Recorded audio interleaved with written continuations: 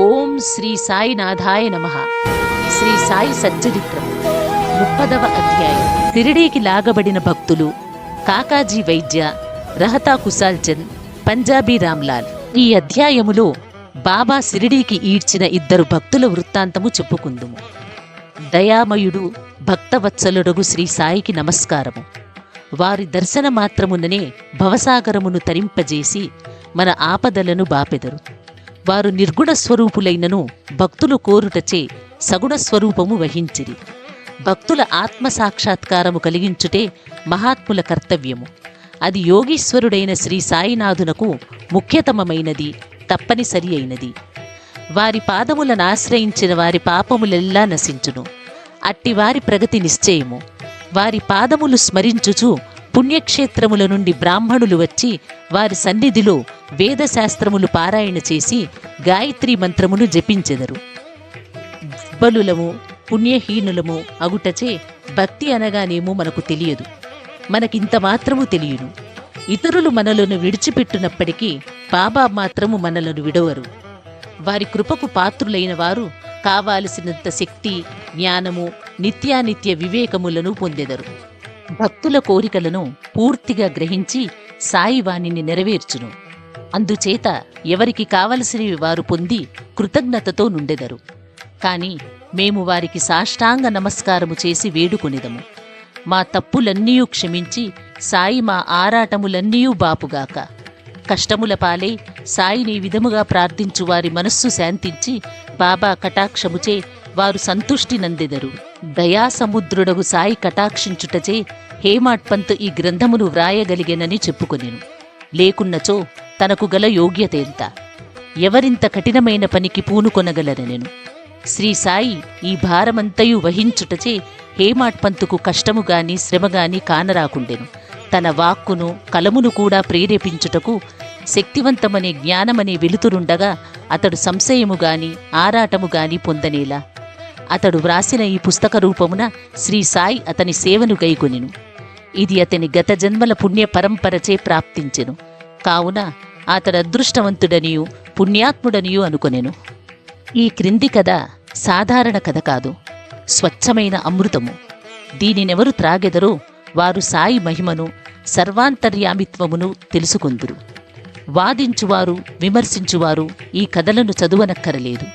దీనికి కావలసినది అంతులేని ప్రేమ, భక్తి, వివాదము కాదు. జ్ఞానులు, భక్తి విశ్వాసములు గలవారు లేదా యోగుల సేవకులమనుకునివారు ఈ కథలను ఇష్టపడి మెచ్చుకొనెదరు. తదితరులు కాకమ్మ కథలను కొందురు. అదృష్టవంతులైన సాయి భక్తులు సాయి లీలలను కల్పతరువుగా భావించెదరు. ఈ సాయి లీలామృతములు త్రాగినచో అజ్ఞానులకు జన్మరాహిత్యము కలుగును, గృహస్థులకు సంతృప్తి కలుగును, ముముక్షువులకు ఇది సాధనగా ఉపకరించును. ఇక ఈ అధ్యాయంలోని కథలను ప్రారంభించెదము. కాకాజీ వైద్య.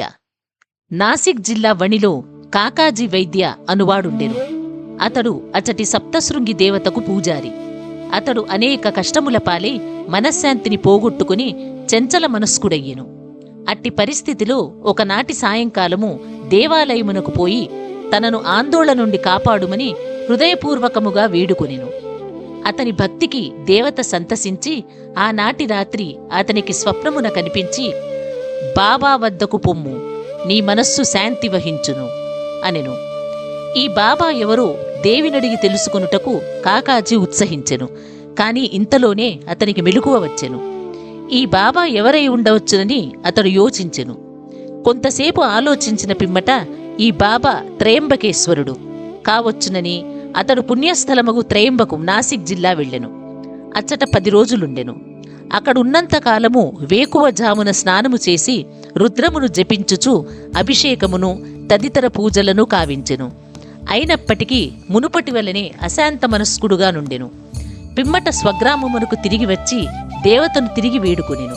ఆ రాత్రి ఆమె స్వప్నములో కనిపించి ఇట్లనెను, అనవసరముగా త్రయంబకేశ్వరం ఎందుకు వెళ్ళినావు?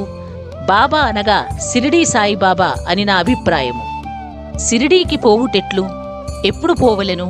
బాబాను చూచుటెట్లు అని కాకాజీ మనోవ్యాకులత పొందుచుండెను. ఎవరైనా యోగీశ్వరుని చూడవలెననుకున్నచో ఆ యోగియే కాక దైవము కూడా అతని కోరికను నెరవేర్చుటకు సహాయపడును. యథార్థముగా యోగియు భగవంతుడును ఒకరి, వారిలో ఏమీయూ భేదము లేదు. ఎవరైనా తానైపోయి యోగిని దర్శించుటన్నది ఉత్త బూటకము. యోగి సంకల్పించనిదే వారిని చూడగలుగు వారెవరు? అతని ఆజ్ఞ లేక చెట్టు ఆకు కూడా కదలదు. యోగి దర్శనమునకై భక్తుడు ఎంత వేదనపడునో, ఎంత భక్తి విశ్వాసములు చూపునో అంత త్వరగానూ బలముగానూ అతని కోరిక నెరవేరును. దర్శనమునకై ఆహ్వానించువాడే వచ్చువానికి స్వాగత సన్నాహములనర్చును. కాకాజీ విషయములో అట్లే జరిగెను. శ్యామా మృక్కు. కాకాజీ సిరిడీకి పోవుటకు ఆలోచించుచుండగా ఒక అతిథి అతనిని సిరిడీకి తీసుకుని పోవుటకు అతని ఇంటికే వచ్చెను. అతడింకెవడో కాదు, బాబాకు ముఖ్య భక్తుడు శ్యామాయే. శ్యామ ఆ సమయమున వణికి ఎట్లు వచ్చెనో చూతము. శ్యామ బాల్యములో జబ్బుపడినప్పుడు అతని తల్లి తమ గృహదేవతయగు వణిలోని సప్తశృంగికి జబ్బు నయము కాగానే నీ దర్శనమునకు వచ్చి బిడ్డను నీ పాదములపై పెట్టెదనని మొక్కుకొనెను. కొన్ని సంవత్సరముల పిమ్మట ఆ తల్లి కుచములపై తామర లేచి ఆమె మిక్కిలి బాధపడెను. తనకు నయమైనచో 2 వెండి కుచములు సమర్పించెదనని అప్పుడు ఇంకొక మొక్కు మొక్కెను. కాని ఈ 2 మొక్కులు కూడా ఆమె చెల్లించలేదు. ఆమె చనిపోవునప్పుడు ఈ సంగతి శ్యామకు చెప్పి 2 మొక్కులు చెల్లించు భారము అతనిపై వైచి ఆమె మృతి చెందెను. శ్యామ కొన్నాళ్లకు ఆ మొక్కులను పూర్తిగా మరిచెను. ఇట్లు 30 సంవత్సరములు గడిచెను. అప్పట్లో సిరిడీకి ఒక పేరు పొందిన జ్యోతిష్కుడు వచ్చి నెల దినములు అచట మకాము చేసెను. అతను శ్రీమాన్ బూటి మొదలగు వారికి చెప్పిన భవిష్యత్తు సంతృప్తికరముగా నుండెను. శ్యామ తమ్ముడు బాపాజీ జ్యోతిష్య పండితుని సంప్రదించగా అతడు తల్లి మ్రొక్కులు చెల్లించకపోవుటచే వారి కష్టములు సప్తశృంగి దేవత కలగజేయుచున్నదనెను. బాపాజీ ఈ సంగతి శ్యామకు తెలియపరిచెను. ఇప్పుడు శ్యామకు సర్వము జ్ఞప్తికి వచ్చెను. ఇంకనూ ఆలస్యము చేసినచో హానికరమని ఎంచి శ్యామ ఒక కంసాలిని పిలిచి 2 వెండి కుచములను చేయిచ్చెను. మసీదుకు పోయి బాబా పాదములపై పడి 2 వెండి కుచములను అచ్చట పెట్టి తన మొక్కులను చెల్లజేయమని, బాబాయే తన సప్తశృంగి దేవత ఎగుటచే వానిని ఆమోదించుమని వేడెను. నీవు స్వయముగా పోయి సప్తశృంగి దేవతకు మొక్కును చెల్లింపుము అని బాబా నిర్బంధించెను. బాబా ఊదిని ఆశీర్వాదమును పొంది శ్యామ వణిపట్టణమునకు బయలుదేరెను. పూజారి ఇల్లు వెతుకుతూ తుదకు కాకాజీ ఇల్లు చేరెను. అప్పుడు కాకాజీ సిరిడీ పోవలెనని గొప్ప కుతూహలముతో నుండెను. అట్టి సమయములో శ్యామ వారింటికి వెళ్ళెను. ఇది ఎంత ఆశ్చర్యకరమైన కలయికయో చూడుడు. మీరెవ్వరు, ఎచ్చట నుండి వచ్చినారు అని కాకాజీ అడిగెను. మాది షిరిడి, నేను సప్తశృంగికి మొక్కు చెల్లించుటకు ఇక్కడికి వచ్చినాను అని శ్యామ అనెను. సిరిడీ నుంచి వచ్చెనని తెలియగానే శ్యామను కాకాజీ కౌగలించుకొనెను. ప్రేమచే మైమరచెను. వారు సాయిలీలలో గూర్చి ముచ్చటించుకొనిరి. శ్యామ మృక్కులన్నీ చెల్లించిన పిమ్మట వారిద్దరూ సిరిడీకి బయలుదేరిరి. సిరిడీ చేరగానే కాకాజీ మసీదుకు పోయి బాబాను చూచి వారి పాదములపై పడెను. అతడి కండ్లు కన్నీటితో నిండెను. అతని మనస్సు శాంతించెను. సప్తశృంగి దేవత స్వప్నములో తెలియపరిచిన రీతిగా బాబాను చూడగానే అతని మనస్సులోని చంచలత్వమంతయూ పోయి ప్రశాంతి వహించెను. కాకాజీ తన మనస్సులో ఇట్లనుకొనెను, ఏమీ అద్భుత శక్తి! బాబా ఏమీయూ పలకలేదు, ఉత్తర ప్రత్యుత్తరములు కూడా జరుగలేదు, ఆశీర్వచనములనైనా పలుకలేదు. కేవలము వారి దర్శనమే సంతోషమునకు కారణమయ్యెను. వారి దర్శనమాత్రముననే నా మనశ్చాంచల్యము పోయినది, అంతరంగమున ఆనందముద్భవించినది. ఇదియే దర్శన భాగ్యము. అతడు తన దృష్టి సాయినాథుని పాదములపై నిగిడించెను. అతని నోట మాట రాకుండెను. బాబా లీలలు విని అతని సంతోషమునకు అంతులేకుండెను. బాబాను సర్వస్య శరణాగతి వేడెను. తన వేదనను బాధలను మరచెను. స్వచ్ఛమైన ఆనందమును పొందెను. అక్కడ 12 రోజులు సుఖముగా నుండి తుదకు బాబా వద్ద సెలవు తీసుకుని వారి ఊదీ ప్రసాదమును ఆశీర్వచనమును పొంది ఇల్లు చేరెను. రహతా కుశాల్ చంద్. తెల్లవారుజామున వచ్చిన స్వప్నము నిజమగునని అందురు. ఇది సత్యమే కావచ్చు. కాని బాబా స్వప్నములకు కాలనియమము లేదు. ఒక ఉదాహరణము. ఒకనాడు సాయంకాలము బాబా కాకాసాహెబ్ దీక్షితును రహతాకు పోయి చాలా రోజుల నుండి చూడకుండుటచే కుశాల్ చందుని తీసుకుని రమ్మనెను. ఒక టాంగాను తీసుకుని కాకా రహతా వెళ్ళెను. కుశాల్ చంద్ని కలుసుకొని బాబా చెప్పిన వార్త అందజేసెను. దీనిని విని కుశాల్ చంద్ ఆశ్చర్యపడెను. మధ్యాహ్న భోజనానంతరము నిద్రపోవుచుండగా తనకు స్వప్నములో బాబా కనపడి వెంటనే సిరిడీకి రమ్మనినందున అతడు సిరిడీకి పోవుటకు ఆతురతతోనున్నానని చెప్పెను. తన గుర్రము అచ్చట లేకుండుటచే తన కుమారుని బాబాకు ఈ సంగతి తెలుపుటకై పంపెను. కుమారుడు ఊరు బయటికి పోవుసరికి దీక్షిత్ టాంగాను తీసుకుని వచ్చెను. కుశాల్ చంద్ని తీసుకుని రావలసినదని బాబా దీక్షితునకు చెప్పుటచే ఇద్దరూ టాంగాలో కూర్చుండి సిరిడీ చేరిరి. కుశాల్ చంద్ బాబాను దర్శించెను. అందరూ సంతసించిరి.